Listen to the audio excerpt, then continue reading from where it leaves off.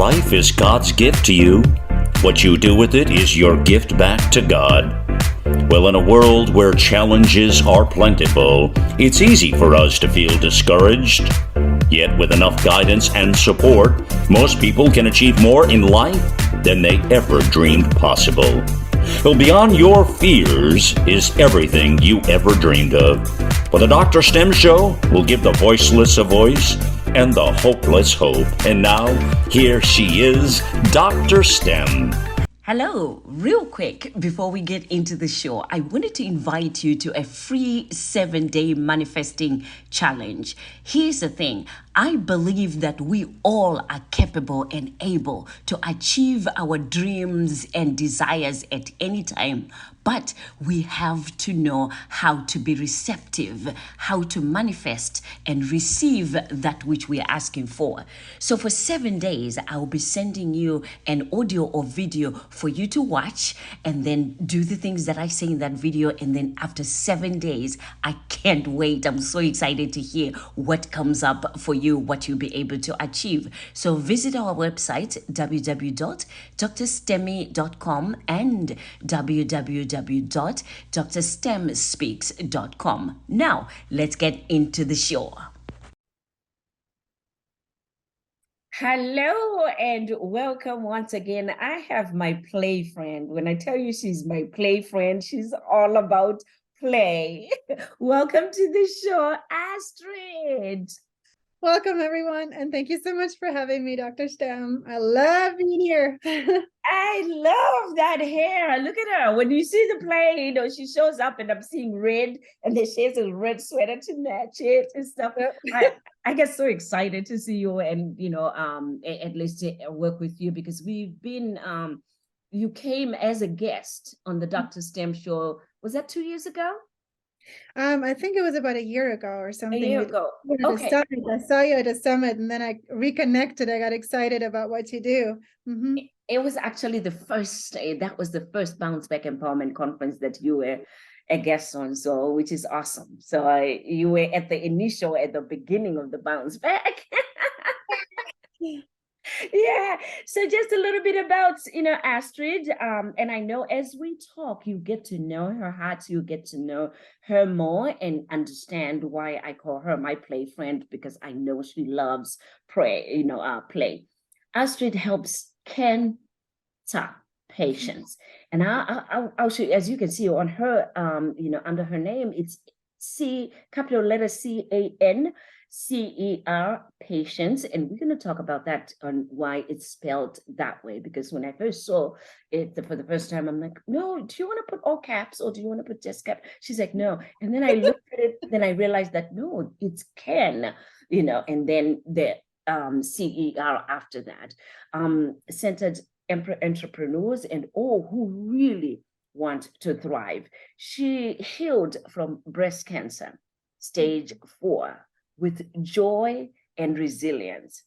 Clients call her a cancer thriver, a super she hero, as she helps people to, helps people in business and also to thrive in life. So with that, I just want to get into the discussions, and then we'll talk more about, what you do and who you are. So, of course, I want to start with that Ken and then CER. Yeah. Yes. Thank you so much for having me here and for your introduction. I appreciate it.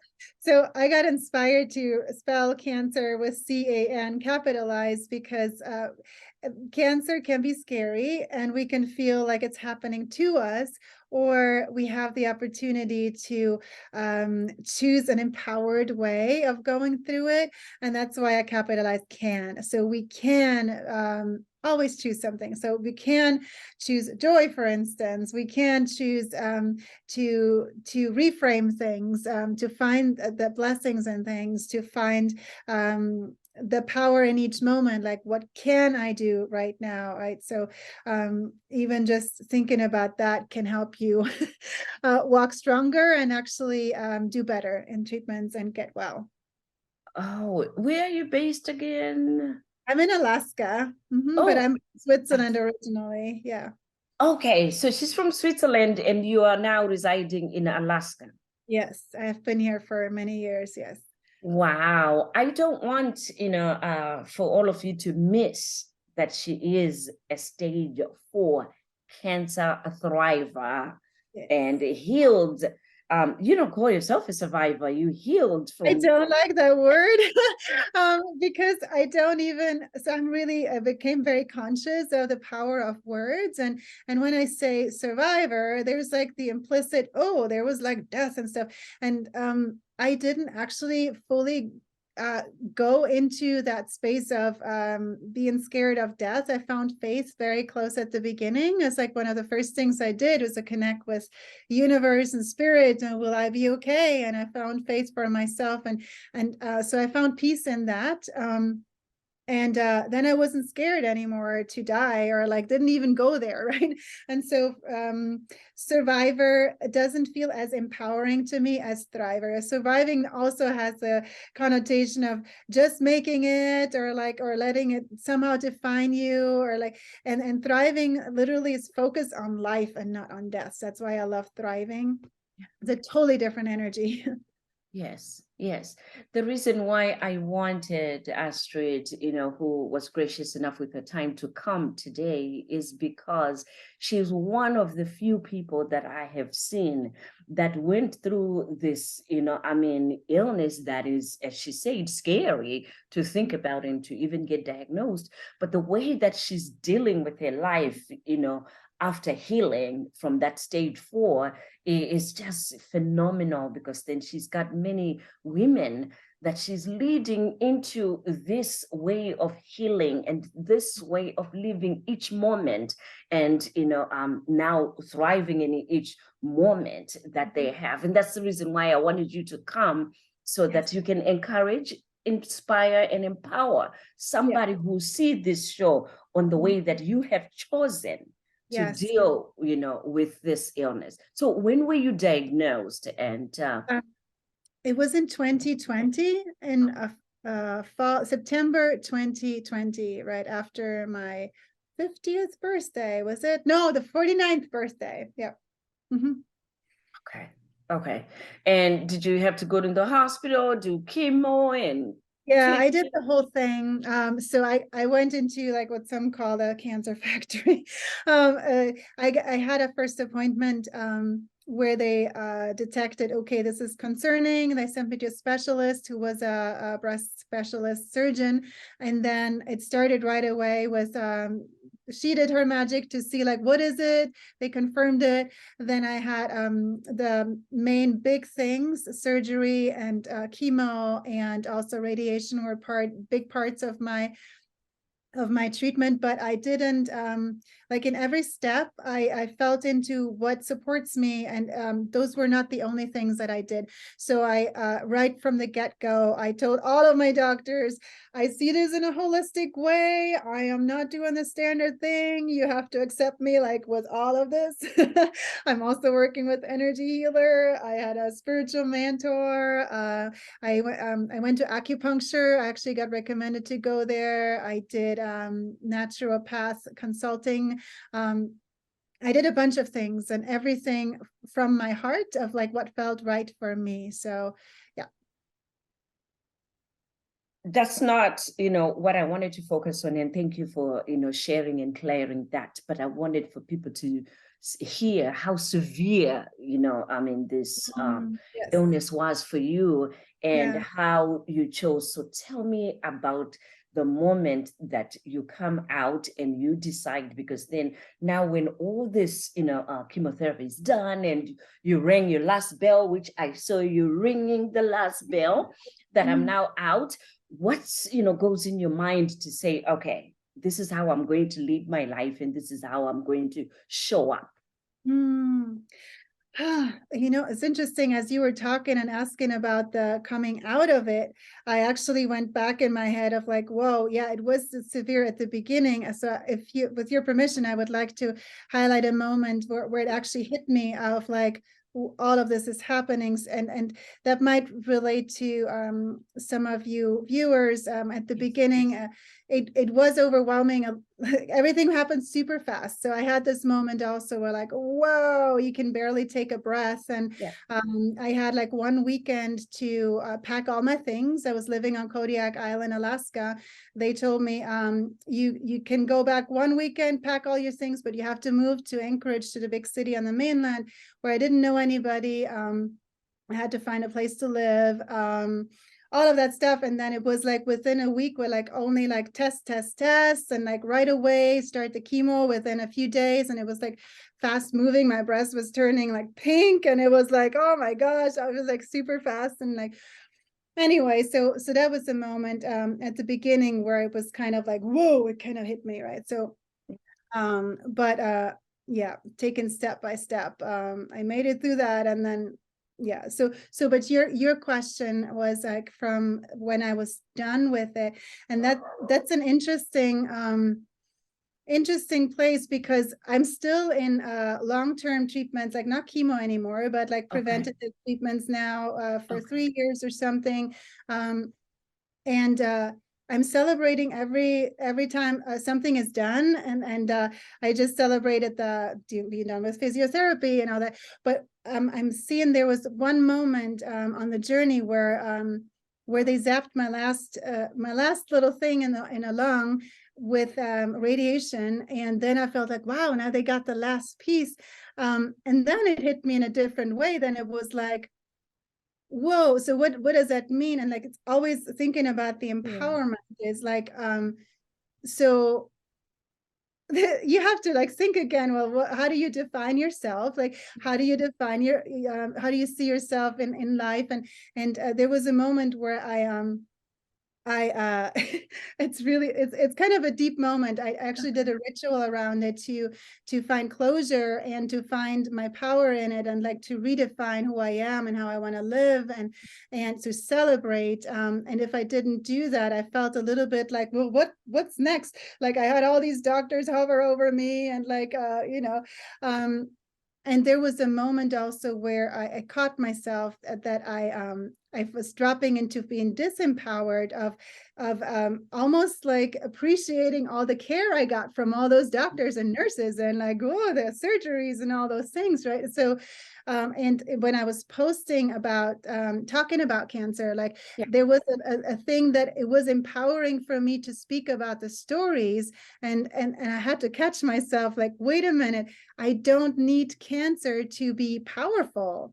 I actually had to catch that. That was also a mind story that I let go. I'm like, whoa, no. Yeah. Awesome.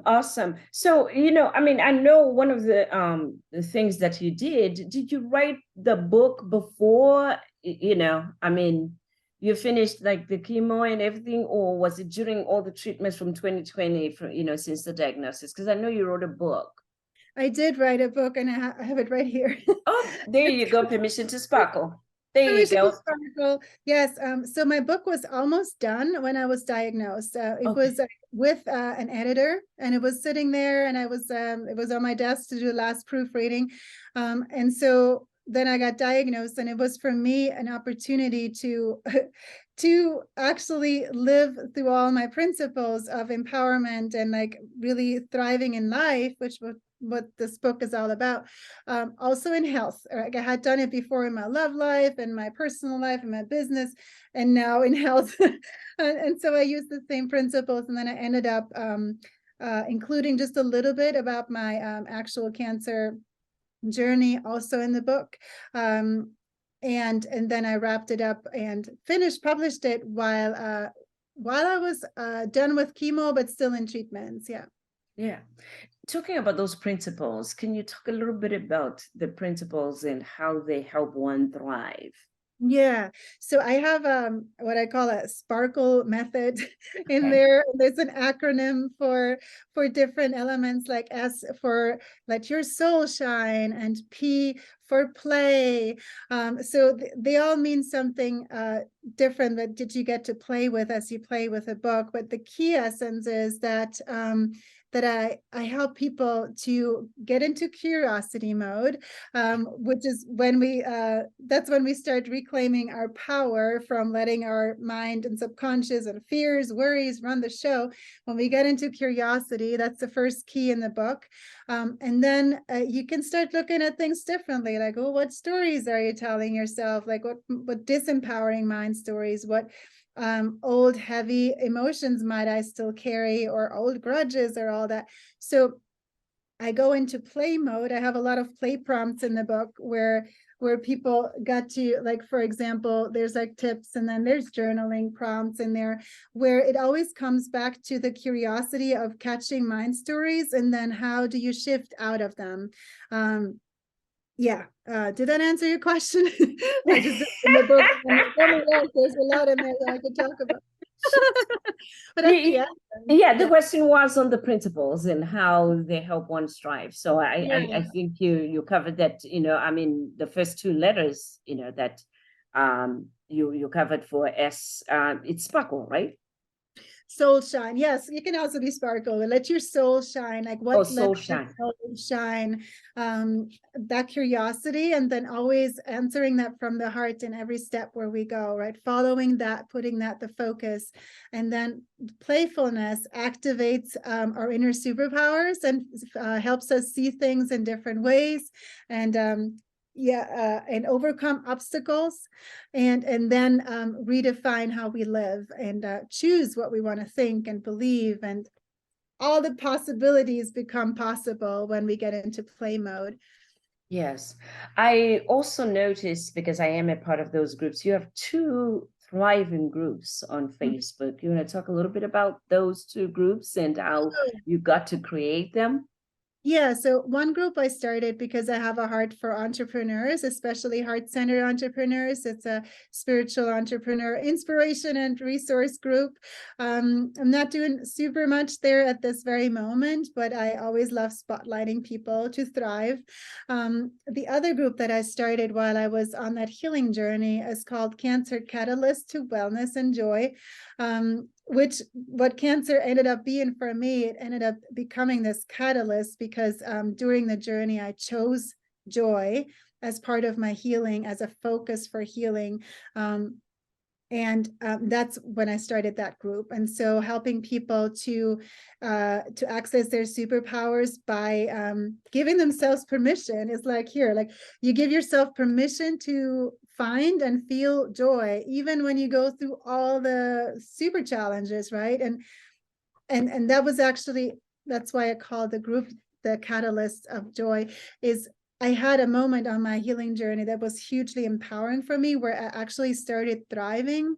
It was that moment when I had an overwhelmed moment where I felt really heavy with all my thoughts and with all the things going on. And I was working with coaches on mindset, and I was trying to, like, be kind with my body because I was in the middle of chemo and like feeling emotionally heavy and all of those things. And so I was kind of looking at things as if like there's something wrong with me. Like, I don't have the right mindset yet. I don't know how to grow my business. I was like, kind of talking really harshly to myself internally. And then in that moment, I realized, like, wow, I feel so heavy right now, and this cannot be healthy. Like, I have to actually feel light and joyful if I want to get well. I really felt that viscerally in my body, how important joy and the energy of joy is for wellness.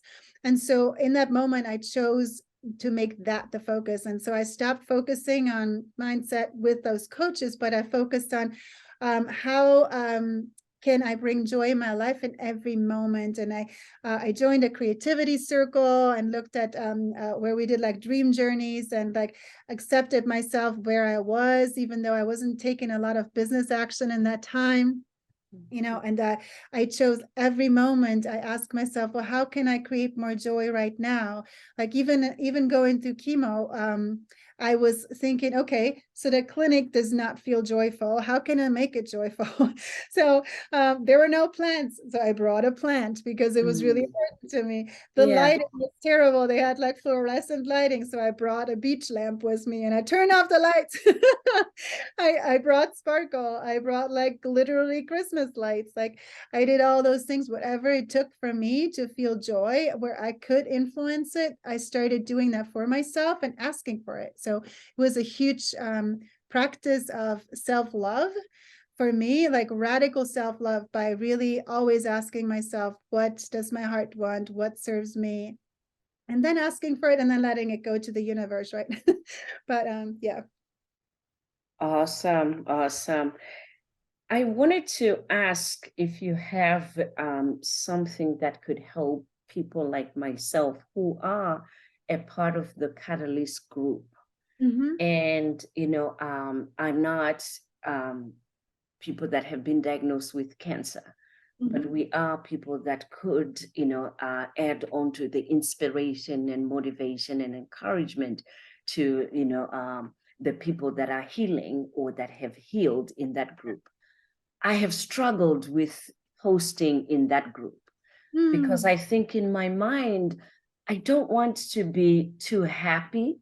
I don't want to be too positive, and I don't want to be, because then this is just my thought. And I'm thinking that if it came to my spirit right now, somebody else who is supposed to be an influencer in there is pushing back because we just don't want to, come across as pushing a little bit too hard for people to get out of, pain and, sometimes struggles. So that's one way that I think. And then there are many a day that I think that what if what I say or share is that one thing that might help that person to move towards the light, if I may call it that one, to move toward the light where they're enlightened, they're empowered, and they can move just one little thing that day because they were inspired. But I find myself being in the middle, struggling with that every Yeah. time that I try to post. Yeah, I love that.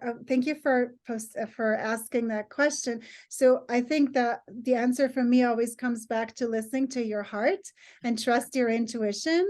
And when you feel like, oh, I'm inspired to post this right now, I'm pausing for a moment. When it comes from here, it's never wrong. It's going to serve somehow.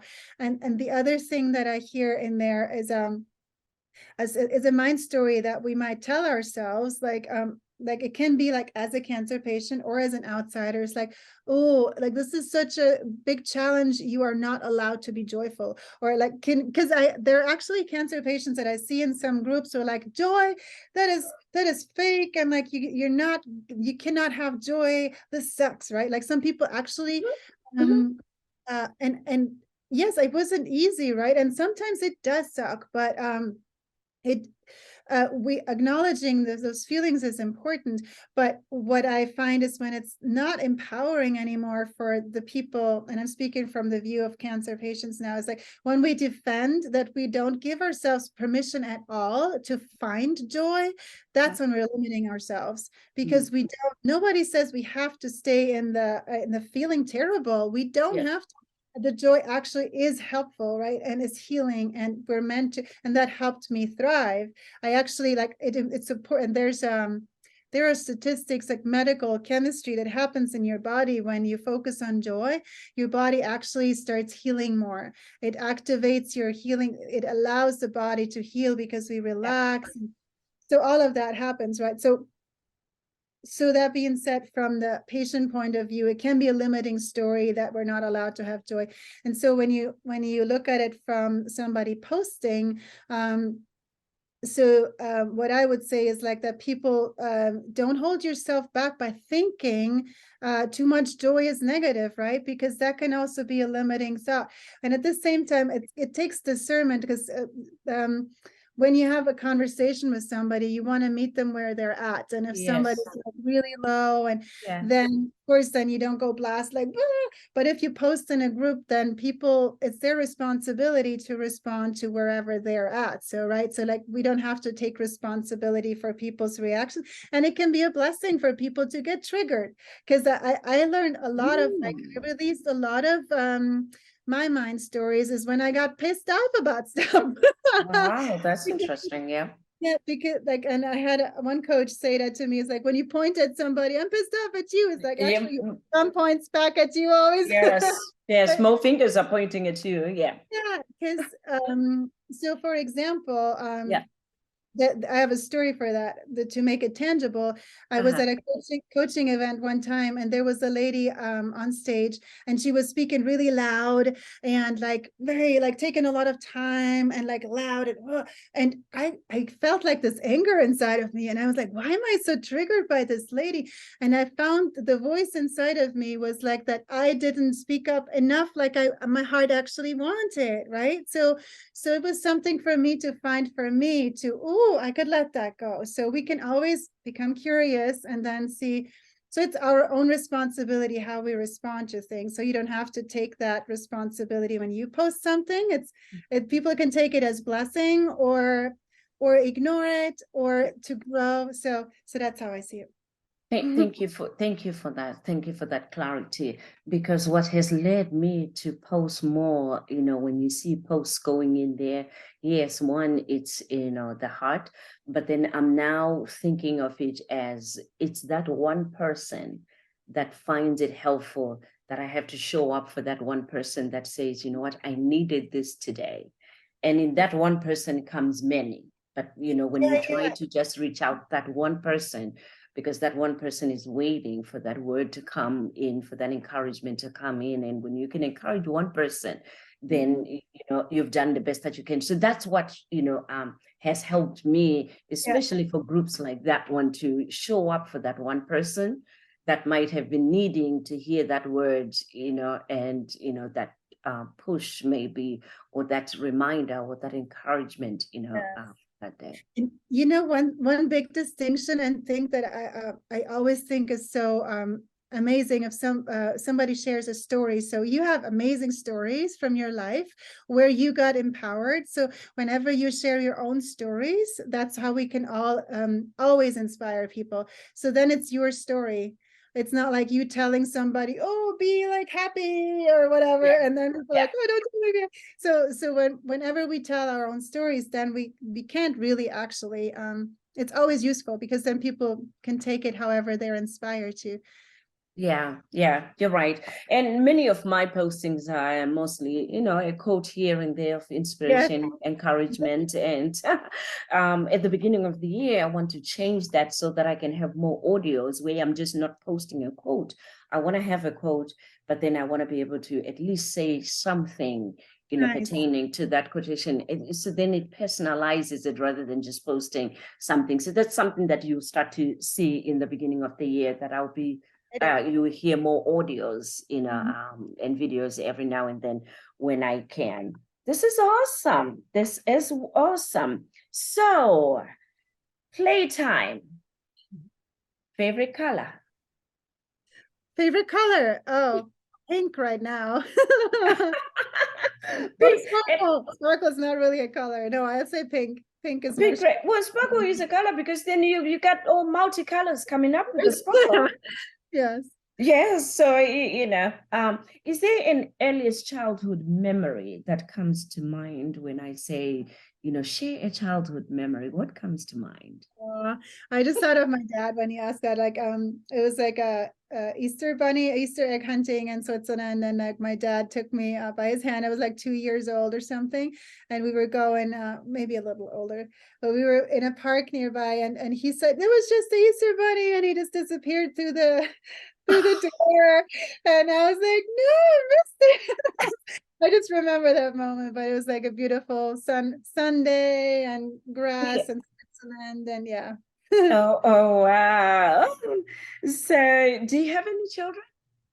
I do not. No. You don't. Okay. Do you have any inner circle of friends Oh, yeah. And if yes, what are some of the fun things that you guys do? So I have in-person inner circle, and I have online inner circle globally, like coach friends. And like the fun things we do there is like that we bring fun into business and help Yes. people like really express themselves with fun and joy. And yeah, that really excites me. Um, so and make a bigger impact from that. And so in my personal circle, I just recently moved here, so I'm currently building my inner circle. So it's not, yeah, it's a new one. So, but I love to do music. I started two bands, like more than a year ago. I started the first band, and then a second band kind of happened. So, so we, yeah, I love to do musician potlucks. I love to hang out and do creativity things. I just started doing, let me show you. Okay. Here, there's a really cool creative place here where you can do mosaics, and I did mosaic. This was for me, and it kind of represents me and my creativity. It's a thing that you can hang on the wall. Oh, that is beautiful. That's a shoe. No, it was like It's a a feather. It was a feather, but I made it my own thing. It's just like a collage thing, and it I don't oh, even it know. looks like a shoe from here. Yeah, cool. Well, I can go on a wall, and it sparkles, and it has like my favorite Beautiful. colors and stars and all of that. So Oh, yeah. that is beautiful. That is beautiful. So with the music, do you play any instruments? Do you sing? What do you I do? sing. Yeah, I sing, and I also have a ukulele banjo, but mostly I sing. Oh, that is beautiful. I did not, I did see some, music where you took some pictures in your house and stuff, or was it at a studio? But I didn't know if you play the instrument or sung. Yep, yep. Oh, nice, nice, nice, nice. So if people wanted to work with you, what kind of work are you doing with people and how do you help them? Yeah, so I have two arms of the business that I developed now. Is one is Oh, for cancer patients. I started Thriver workshops. So anybody who's currently going through treatment or struggling with worry about recurrence and that kind of stuff. So I help getting empowered from within and really mobilize your superpowers to feel joy and boost your health through that. okay. So there's that I'm doing. I'm also developing that with clinics. So anybody who knows people in clinics, I want to bring it to more patients and complement the body healing that Oh, wow. clinics can focus on, right?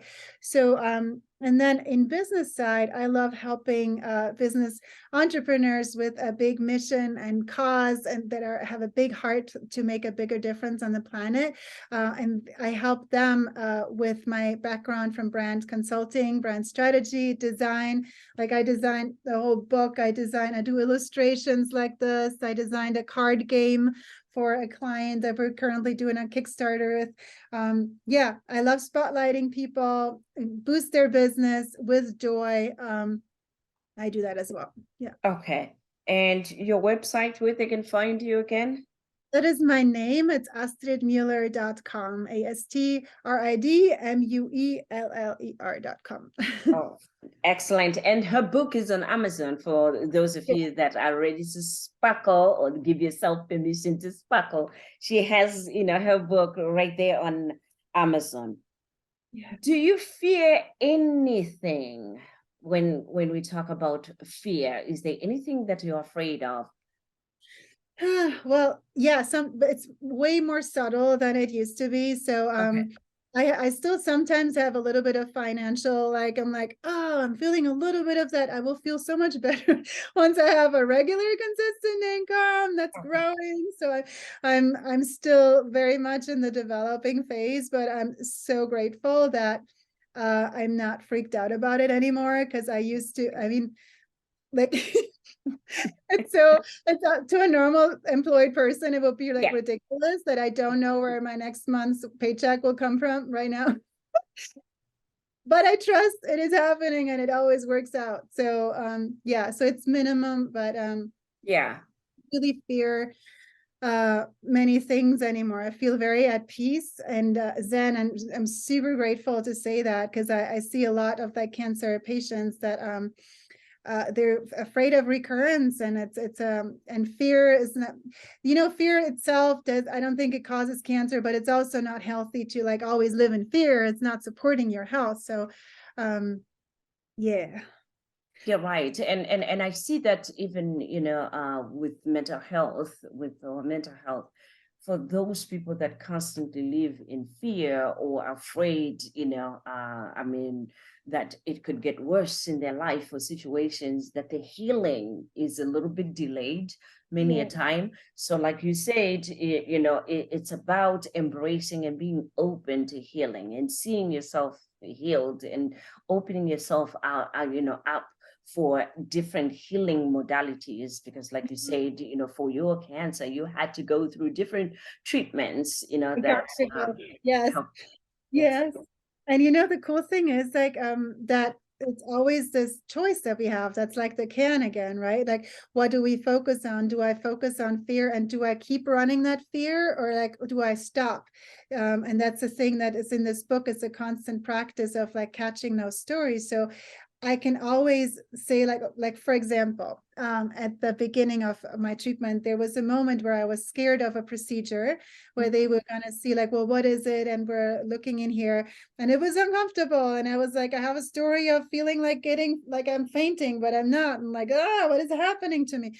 And so the doctor there she was so great. She asked me, what music do you like to listen to when you clean your house? And I was like, oh, let's say Joss Stone. Okay. And so she put on music, and then the lady, during the procedure, and then she starts singing with me, and she puts on Sound of Music and singing, and she inspired me to start singing with her. So next thing we know, we start like singing and giggling, and it went so fast, and I wasn't focused on that anymore. And she said that the mind is literally like, we can have one focus that and that influences how we feel. So we can either focus on fear or on joy. Our brain can't like have both things. So when you sing, that can be one of the superpower tools that gives you out of the fear mode into relaxing. And so one of Interesting. I'm so afraid of needles. Oh. So one of the things that helps me, when I get my blood work, because I'm diabetic, when they do the blood work to check the blood work, I'm always putting my headphones on, and I say, I don't mean to be rude, but I need to listen to music so I don't focus on the needles. Good job. There you go. Yeah, so that has helped me. So, I do understand about, the power that is in music. So here's the thing. Before we end this show, I know I continue talking and we're just like getting relaxed, is there anything that we haven't covered that you would love our listeners to know about you, know about your work that you're doing? I just want to spread joy to everybody. So if your life is not feeling sparkling, if you don't feel joyful, know that you can. You can. You can. All it takes is like give yourself permission to that. So if I can have everybody walk away with that inspiration for yourself, stay curious and look for that. Give yourself permission to sparkle, to thrive, all those things. And if you feel you resonate with me and you want more of that, come to my website, and I have actually a fan club of Sparkle where I post every month like what's coming up and like new things that I do. And so you find more resources there. I love it. I love it. And I wish that all of us could have some me time where we allow ourselves to play. If it's not something that you have incorporated in your life yet at time for play, then, Astrid's website, the workshops that she does would be an inspiration and a place for you to start. So what I got out of this whole conversation, let me sum it up as we end, this show. What I heard from Astrid and what she is about, she's about joy. She's about sparkling. She's about being positive and also gratitude. And as she said, all of those ingredients are essential to healing and happiness. And giving yourself permission to sparkle is the first step that you can start taking right now, through the books and the workshops that she does, to give yourself permission, because it's not something that can just come if you don't allow it to happen for you. So that's what I got from this whole thing. And as you listen to this show, I hope that you give yourself permission to sparkle, and you give yourself permission to mind what you're thinking about and what you focus on, because as you heard Astrid saying, that's what expands, it grows. So it's important for you to be mindful of how you're thinking, what you're thinking about, and how you allow yourself or give yourself permission to sparkle. And as I always say, this is DrStem. Be encouraged. Thank you so much, Dr. Stem. And thank you everyone for watching. Thank you.